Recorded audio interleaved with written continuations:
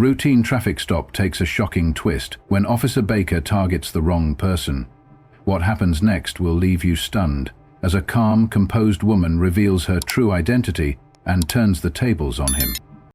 The afternoon was quiet in Fairview Heights, Missouri, a peaceful suburban neighborhood where life moved at a steady pace. Angela Carter, a woman in her early 40s, was winding down after a productive meeting. She slid into the driver's seat of her sleek black Tesla, letting the soft hum of the car fill the space as she pulled onto the street. The feeling of accomplishment from her workday settled around her like a warm blanket, and she allowed herself a moment of peace as the trees flanked the road. Her mind wandered back to the years of hard work that had brought her here, the countless sacrifices, the moments of doubt, and, of course, the triumphs. She thought about the sense of pride that had always fueled her, but it was also clear to her that life had an unpredictable way of throwing curveballs, and today was no exception. Out of nowhere, the unmistakable flash of red and blue lights illuminated her rearview mirror. Angela Carter's pulse quickened, not from fear but from frustration. She had done nothing wrong. Checking her speedometer, she confirmed that she was well within the speed limit. The road was clear, her car glided smoothly through the suburban streets, yet here she was, pulled over. Sighing, she signaled and pulled over to the side of the road, hands calmly on the wheel. She could feel the eyes of the officer, even before he emerged from his patrol car. His boots crunched against the gravel as he walked toward her vehicle, his shadow creeping over the interior. Angela Carter's heart rate picked up, not because of the confrontation but because she already knew the drill. It wasn't the traffic stop that had her on edge. It was the underlying weight of what this moment might mean. Officer Dan Baker, tall and imposing, leaned down to peer inside her car. His gaze was hard, his voice flat. "License and registration," he ordered, his tone sharp and curt, leaving no room for pleasantries. Angela Carter, unfazed, calmly retrieved her documents and handed them over. "Can I ask why I'm being pulled over?" she asked, keeping her voice even. His response, curt and dismissive, was all too familiar. But Angela Carter wasn't going to let this situation play out quietly. She had a feeling today wasn't going to be like any other traffic stop. Officer Baker's eyes narrowed as he stared at Angela Carter, the tension thickening in the air. His posture didn't change, his presence unwavering. But there was something about the way he stood that suggested he was searching for a reaction. She didn't give him one. Her fingers curled around the steering wheel, still calm, still composed. The minutes seemed to stretch, his gaze lingering on her just a little too long. She could feel his irritation simmering. She wasn't about to make it easy for him, but she was also well aware of her rights. Angela Carter had dealt with this before, police officers who assumed that their authority was absolute, that their presence alone should intimidate. "Step out of the vehicle," he said abruptly, his voice rising just enough to draw a few curious glances from the people passing by.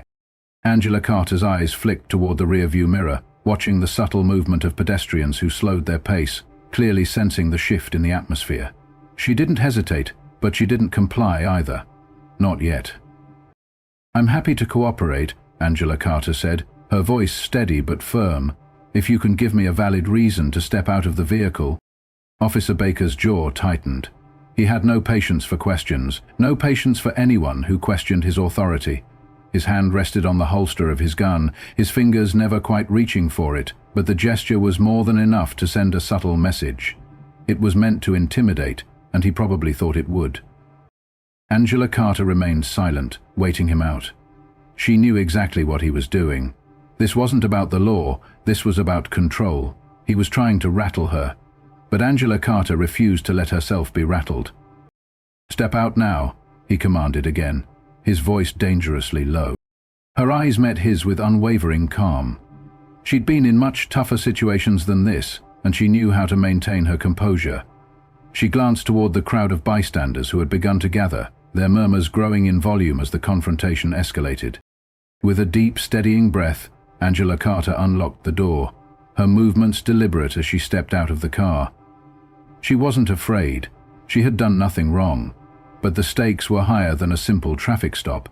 She was about to show this officer that she wouldn't be intimidated, not now, not ever. The moment Angela Carter stepped out of the vehicle, the crowd seemed to hold its collective breath, watching with a mixture of curiosity and unease. Officer Baker took a half step back, sizing her up, as if waiting for her to flinch, to give him some sign that she was afraid. But Angela Carter didn't give him the satisfaction. She stood tall, her posture straight, her eyes steady. The sun was setting behind them, casting long shadows across the quiet street, and the tension in the air was thick enough to cut with a knife. Angela Carter's gaze flicked toward the bystanders. Some had pulled out their phones, silently documenting the unfolding scene. She knew she was being watched. But more importantly, she knew this moment wasn't just about her. It was about accountability. It was about showing people that they had the power to stand up, to refuse to be intimidated, and to hold others accountable when necessary. And right now, that responsibility fell on her shoulders. "I'm not asking again." Baker's voice was sharper now, but Angela Carter could hear the unease creeping into his tone. He stepped closer, his eyes narrowed with suspicion. His presence was overbearing, but Angela Carter didn't budge, didn't even blink. His posture, threatening, forceful, was designed to provoke fear, but Angela Carter had seen it all before. She knew how to handle the arrogance that came with men like him. "Officer, I've asked you twice now to provide a reason for why I'm being detained," Angela Carter said calmly. Her voice was soft but firm, the kind of tone that suggested she wouldn't tolerate being pushed any further. "And I've complied with every request that's been made of me so far. But this," she gestured between them, the space between them charged with tension, "this is unnecessary." Officer Dan Baker's eyes flickered, and for the briefest moment, Angela Carter saw doubt flash across his face. He was used to asserting control in situations like this, and the fact that she wasn't responding with fear or aggression seemed to throw him off. "Mind your own business," he snapped, turning to the crowd that had started to gather. But Angela Carter had already locked eyes with him, unflinching. "I'm not here to cause trouble," she said softly, "but I will not let you abuse your position of power." The crowd was silent now, each person waiting to see how this would play out. Angela Carter's calm demeanor had caused a shift. Baker was no longer the dominant force in this interaction. He was on the back foot, trying to assert authority he no longer had. The silence that followed Angela Carter's words was thick, almost palpable. Officer Baker shifted his weight uneasily, his bravado cracking under the pressure. He wasn't used to being challenged, especially not so confidently, and certainly not by someone who wasn't backing down. For the first time, the crowd's murmurs were louder than his own commands, the eyes of every onlooker now fixed on him. Angela Carter's gaze didn't waver. Her eyes locked on his with the steady, unyielding determination that had gotten her through countless moments of tension in her life. She had learned the hard way that it was the quietest moments, the ones when you stood your ground without a word, that often spoke the loudest. Baker had pushed, but she wasn't going to let him push her any further. "You think you're above the law, don't you?" Baker spat, his voice still tinged with that undercurrent of frustration. His hands flexed at his sides, and for a split second, Angela Carter saw the flash of his fingers inching toward his holster again. It was a move so familiar to her, a threat disguised as an action, and it only fueled her resolve to stay calm, to stand tall. "Not above it," she replied evenly, "but definitely entitled to it. The law protects me just as it protects you, and right now, officer, it seems like you've forgotten that." Her words were deliberate, cutting through the tension like a sharp blade. It was more than just a statement, it was a challenge, a demand for accountability that could no longer be ignored. Baker's jaw tightened, his body stiffening as he absorbed the weight of her words. For the first time, he seemed to doubt his own authority, and that was all Angela Carter needed. "Officer, I'd like to remind you," she continued, her voice calm but firm, "that we both serve the public.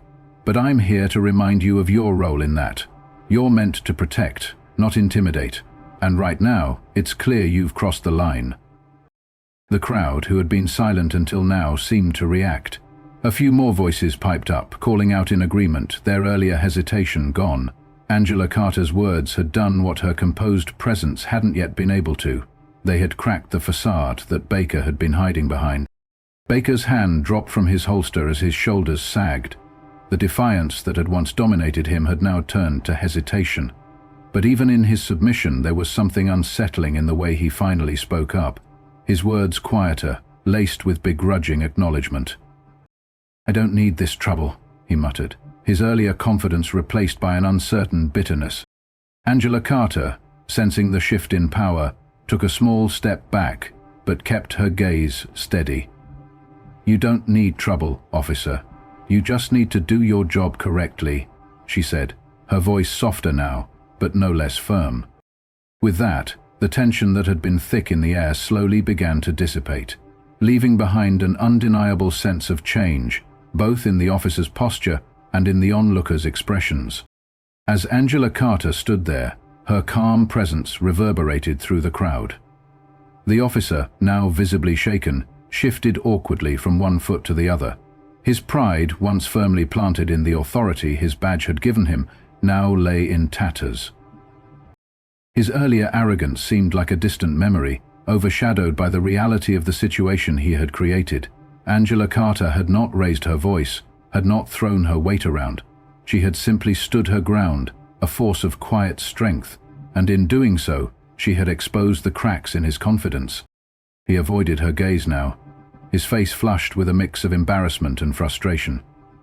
For the first time, he seemed unsure of himself, questioning not just his actions, but the very reason behind them. The crowd, which had once stood silently, now watched him with a mixture of judgment and silent approval for Angela Carter. Their eyes had shifted, and they were no longer passive bystanders.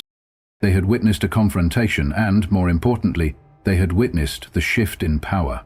It wasn't just about one officer anymore, it was about the dynamic of authority and accountability, a reminder that no one was untouchable. Angela Carter wasn't looking for vindication, but it was clear to her that the moment had shifted. She had challenged a system of power that often silenced voices like hers and replaced them with empty threats. She wasn't playing into that. Her voice, steady and composed, had been a reminder to everyone, especially the officer, that silence in the face of injustice was just as powerful as action.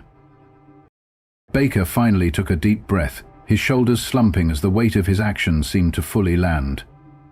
His next words came out reluctantly, forced but genuine.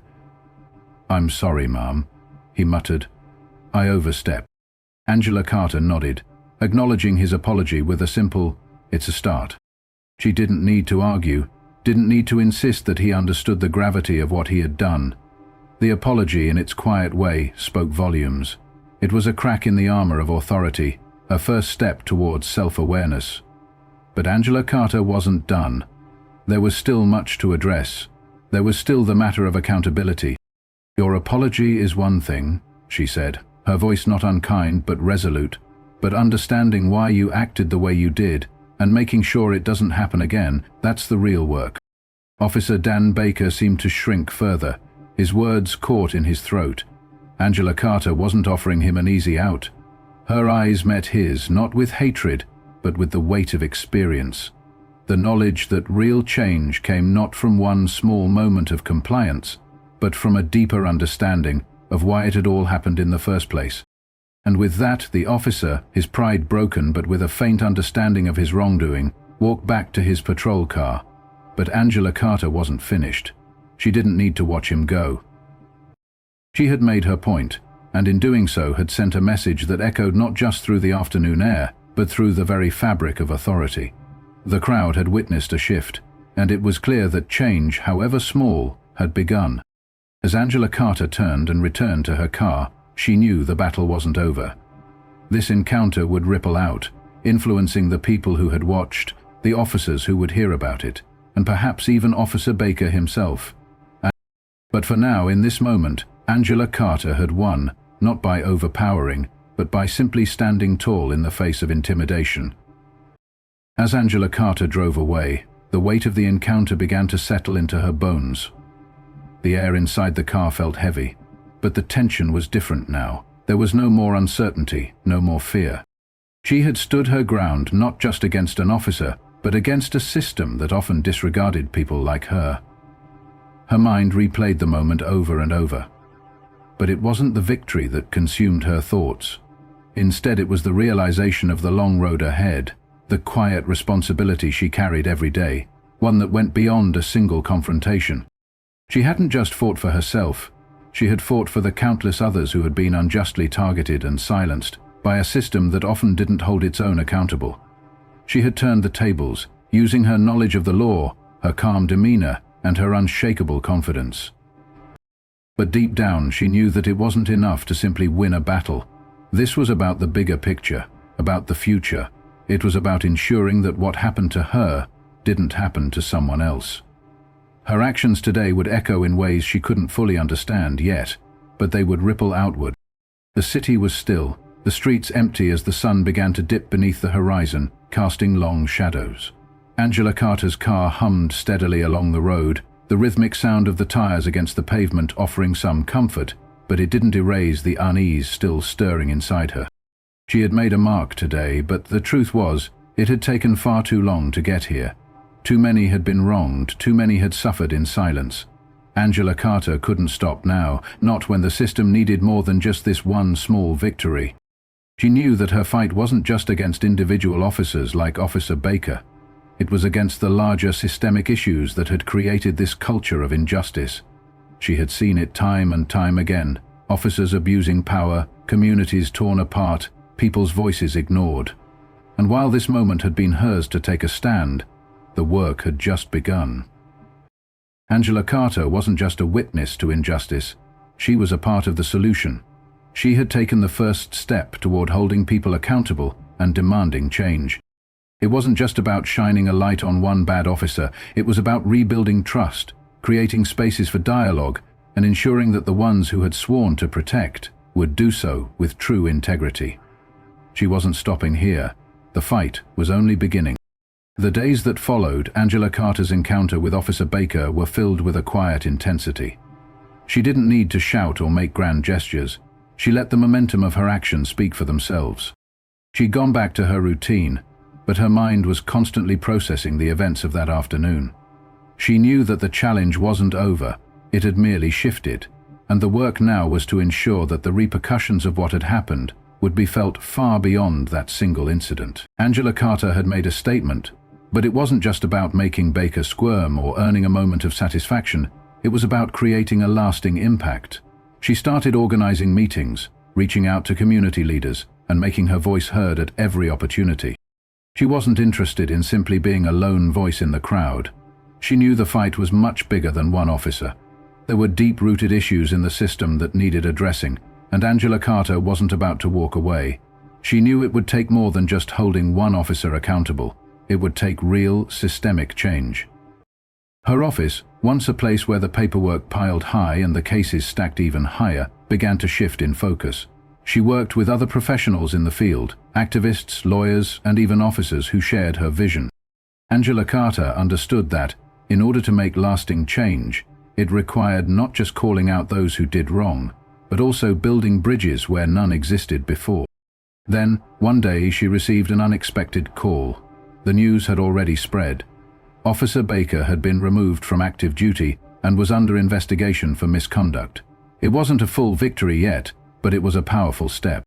As the weeks went on, Angela Carter began to see more and more people rallying behind the cause for reform. Her quiet act of resistance had snowballed into something far more significant. Angela Carter smiled, a sense of fulfillment settling over her. It wasn't just about winning battles anymore. It was about laying the groundwork for change that would endure. As she continued to press for accountability, her words and actions began to shift the narrative. There would be many more challenges ahead, but Angela Carter now carried the weight of those moments with pride, knowing that she was contributing to a larger movement. This wasn't just about one officer or one woman. It was about everyone who had ever been silenced, overlooked, or denied justice. In the end, Angela Carter's message was simple. True power doesn't come from authority. It comes from the courage to stand up for what's right, even when it feels like the world is watching. Angela Carter's experience is a stark reminder of the importance of standing up for what's right, even in the face of authority and intimidation. In today's world, it's easy to become passive, especially when faced with situations where we feel powerless or uncertain. However, Angela Carter's calm and composed resistance shows us that speaking up, holding others accountable, and knowing our rights can make a profound difference. In our daily lives, we may encounter situations where we feel treated unfairly or where we witness wrongdoing. Whether it's in the workplace, at school, or even during simple interactions in public, it's important to remember that we all have a voice. Just as Angela Carter remained calm and used her understanding of the law to challenge Officer Baker, we too can use our knowledge, patience, and courage to push back against injustice. It's crucial to know that standing firm doesn't always mean confrontation. Sometimes it's about maintaining composure and insisting on respectful treatment. Always stand up for yourself and others, but do so with dignity and integrity. Small acts of resistance, like Angela Carter's, have the power to challenge the status quo and create ripple effects that contribute to larger societal changes. So, next time you're faced with a difficult situation, remember Angela Carter's example. Speak your truth, demand respect, and never be afraid to hold others accountable, no matter how intimidating the circumstances.